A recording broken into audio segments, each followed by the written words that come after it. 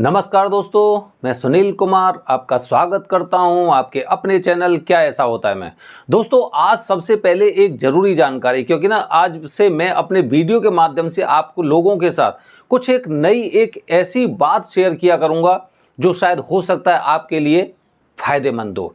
जैसे कि हमें अपने घर में से सफ़ेद नमक का बहिष्कार करना चाहिए। हम शुरुआत से सेंधा नमक, लाहौरी नमक, मतलब इस तरह के नमक का सेवन करते थे, और आज जो हम आयोडीन युक्त नमक खा रहे हैं उस नमक में ये मान के चलिए कि वो हमारे शरीर के लिए इतना खतरनाक होता है कि आप मान सकते हैं कि बीपी जैसी न जाने कितनी समस्याएं उसकी वजह से पैदा होती हैं। तो प्रयास करिए, सफ़ेद नमक का आपके घर में से बहिष्कार होना चाहिए, और सेंधा नमक या लाहौरी नमक जिसे बोलते हैं उस नमक का आपके परिवार को सेवन करना चाहिए, और आप देखेंगे कि आपका परिवार धीरे धीरे करके स्वस्थ हो रहा है।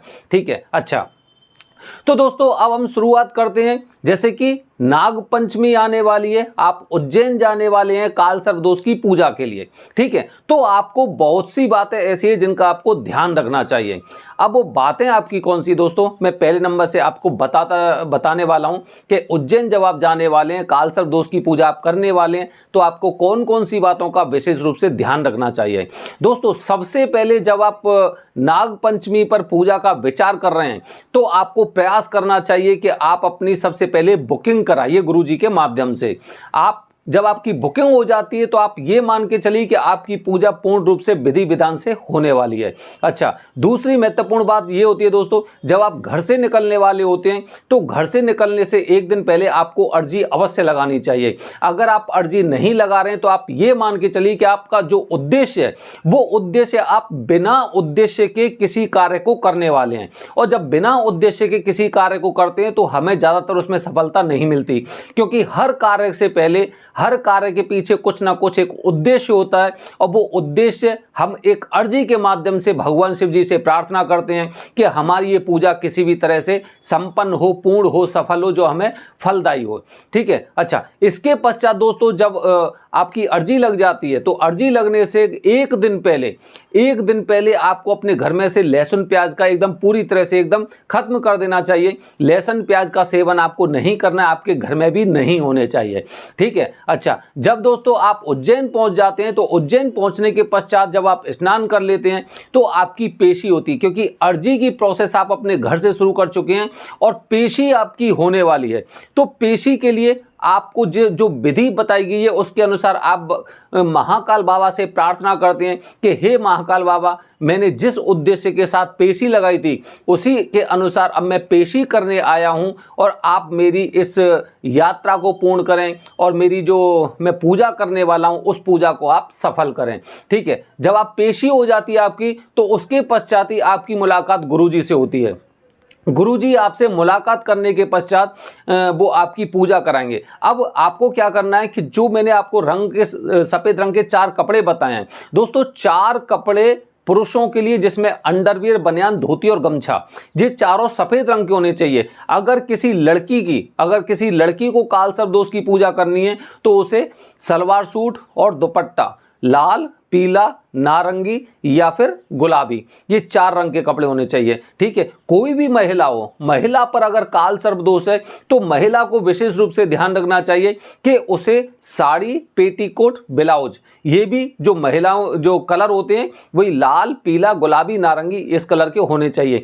महिलाओं को विशेष रूप से ध्यान रखना चाहिए, सनातन धर्म की संस्कृति के अनुसार उन्हें वहां पे साड़ी ही पहननी चाहिए। काफी महिलाएं हमने देखी हैं जो सलवार सूट में पूजा कराती हैं, तो एक संस्कृति के अनुसार, अपने धर्म के अनुसार उन सब चीजों का हमें पालन करना चाहिए कि महिलाओं को कौन से वस्त्र पहनने चाहिए। ठीक है, अच्छा, ये मैंने आपको वस्त्र के बारे में बताया। अब आपकी पूजा होने वाली है। पूजा में जब गुरुजी आपकी पूजा करवा देते हैं तो उसके पश्चात वो पूरे विधि विधान से आप उसमें एकदम लीन होकर उस पूजा को करिए। और अगर आप कोई भी चीज़ नहीं जानते तो मनी मन में ओम नमः शिवाय या ओम नमो भगवते वासुदेवाय या ओम जय श्री गंगणपते नमः, इन मंत्रों का आप जाप करते रहिए, और जैसे गुरुजी बता रहे हैं उसी विधि विधान से आपको पूजा करनी है।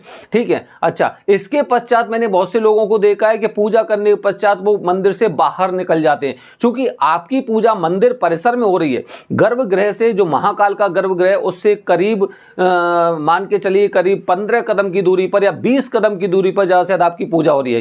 क्योंकि हम लोग कभी भी घाट पर पूजा नहीं कराते, घाट पर कभी पूजा नहीं कराते, क्योंकि काफ़ी लोगों ने हमें बताया जो घाट पे पूजा करा के आए हैं, वो उन लोगों के साथ सबसे बड़ी समस्या ये होती है कि अगर उन्हें कोई भी चीज़ पूछनी है, जैसे घर पे पहुंचने के पश्चात उन्हें याद आया कि वो कुछ चीज़ें भूल गए हैं, वो विधि भूल गए हैं या फिर कुछ नियम भूल गए हैं या फिर अब जो कार्य उन्हें करना है वो उन सब चीज़ों को भूल गए हैं, तो वो फ़ोन करते हैं तो वो किसी का फ़ोन रिसीव नहीं करते हैं, ठीक है। या फिर जब हम द्वारा वहाँ पे जाते हैं तो हमारी उनसे मुलाकात नहीं हो पाती, क्योंकि आपको तो पता है कि घाट वाले जो पंडित जी होते हैं वो हो सकता है आज बैठे हैं कल ना बैठे, इस तरह से हम एक अनुमान लगा सकते हैं। इसलिए महाकाल मंदिर में गर्भगृह के गुरुजी के माध्यम से हमारा पूजा कराने का उद्देश्य रहता है। और इसीलिए क्योंकि भगवान शिव के जितने नज़दीक पूजा होगी वो पूजा उतनी ही फलदायी होती है, ठीक है। जब आपकी ये पूजा हो जाती है, पूजा करने के पश्चात, कालसर्प दोष की पूजा के पश्चात आपको महाकाल बाबा के फिर द्वारा दर्शन करें और उनका आशीर्वाद लेना है कि हे भोलेनाथ, जो मैंने पूजा कराई वो पूजा पूरी तरह से सफल हो, ठीक है। जब आपकी ये पूरी प्रोसेस कंप्लीट हो जाती है उसके पश्चात आपको गुरुजी बताएंगे कि पूजा के पश्चात आपको शिप्रा नदी में स्नान करना है या फिर हाथ मुंह धुलने या क्या करना है, वो सारी चीज़ें वो गुरुजी बताएंगे।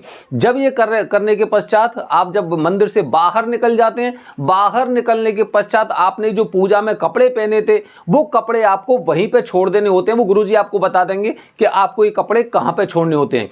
विशेष रूप से आपको ध्यान रखना है कि जिन लोगों की कालसर्प दोष की पूजा है उनके लिए वस्त्र एकदम कोरे और नए होने चाहिए, जो आपने पहन के भी नहीं देखे हो, ठीक है। विशेष रूप से आपको ध्यान रखना है। तो जब आप कपड़े वहां पर छोड़ देते हैं तो छोड़ने के पश्चात उसके पश्चात आप जब अपने जो खुद के वस्त्र होते हैं उन्हें आप धारण करिए और काल भैरव के दर्शन करने अवश्य आइए। बिना काल भैरव के दर्शन के आपकी यात्रा और आपकी पूजा पूरी तरह से सफल नहीं मानी जाती है। क्योंकि जो भैरवनाथ है, जो काल भैरव है, उन्हें एक तरह से कोतवाल माना गया है। इसीलिए उन्हें बोलते हैं कि जो भैरवनाथ है वो कोतवाल के पद की पदवी प्राप्त है उन्हें।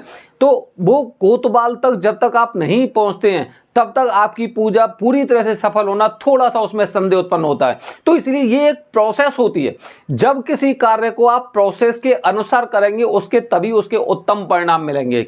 और अगर आप प्रोसेस में से अगर कोई भी चीज़ भूल जाते हैं, छूट जाती है, तो आपको फिर हम लोगों से यही बताते हैं कि मुझे पूजा का फल नहीं मिला, मेरे साथ ऐसा हुआ, पता नहीं मेरी पूजा अच्छी तरह से हुई है कि नहीं हुई है, ठीक है। तो ये सारी चीज़ें होती हैं। अच्छा, इसके पश्चात जब दोस्तों आप अपने घर पर लौट आते हैं तो लौटने के पश्चात आपको 40 दिन के नियमों का पालन करना होता है। आप गूगल में भी अगर सर्च करेंगे कालसर्प दोष पूजा 40 दिन के नियम, तो आपको वहां पर ज्यादातर मेरे ही वीडियो दिखाई देंगे जिसमें आप देख सकते हैं कि आपको 40 दिन तक कौन कौन से नियमों का पालन करना होता है। अच्छा, मैंने काफ़ी बार देखा है लोग घर पहुंच जाते हैं, घर पहुंचने के पश्चात वो काफ़ी चीज़ें भूल जाते हैं, काफ़ी चीज़ें याद रहती हैं।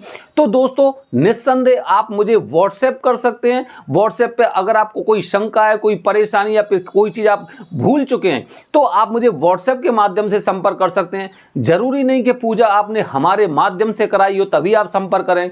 कभी भी कोई भी समस्या हो, क्योंकि अपना उद्देश्य आप लोगों की समस्याओं को, शंकाओं को खत्म करना है। तो दोस्तों इस तरह से जब भी आप उज्जैन में कालसर्प दोष निवारण पूजा करने के लिए जा रहे हैं तो इस प्रोसेस को अगर आप फॉलो करते हैं तो निश्चित रूप से आपको उसके सफल और उचित परिणाम आपको मिलने वाले हैं। ठीक है दोस्तों, आने वाले वीडियो में बताऊंगा आपको त्र्यंबकेश्वर में कालसर्प दोष पूजा के लिए आपको ये प्रोसेस फॉलो करनी चाहिए, ये बातें आपको पता होनी चाहिए। बने रहिए हमारे चैनल के साथ दोस्तों। हर हर महादेव।